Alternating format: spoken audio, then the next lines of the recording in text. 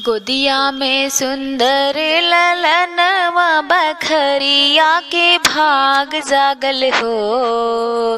गोदिया में सुंदर ललनवा बखरिया के भाग जागल हो। ललना छोड़त नाही माई के अचरवा यशोदा मैया से लागल हो। ललना छोड़त नाही माई के अचरवा यशोदा मैया से लागल हो।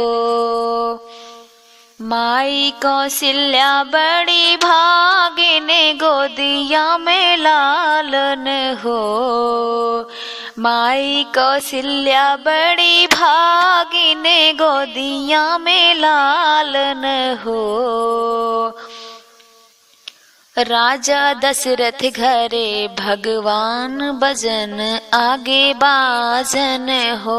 राजा दशरथ घरे जन्मे भगवान भजन आगे बाजन हो। देवकी के कोखिया में जन्म नखत बड़ा पावन हो। देवकी के गोदिया में जन्म नखत बड़ा पावन हो। बेड़ी हथवा के खोल भगवान कन्हैया देहे दर्शन हो।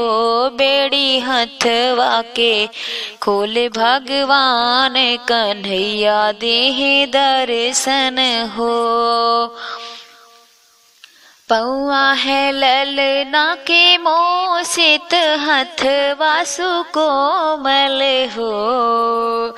पौआ है ललना के मोसित हथवा सुकोमल हो। सदा रक्षा करें श्री भगवान माई के मन कोमल हो। सदा रक्षा करें श्री भगवान माई के मन कोमल हो।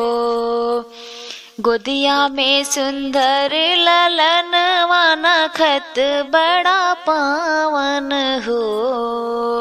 गोदिया में सुंदर ललनवा बखरिया के भाग जागल हो। ललना छोड़त नाही माई के अचरवा यशोदा मैया से लागल हो। ललना छोड़त नाही माई के अचरवा यशोदा मैया से लागल हो।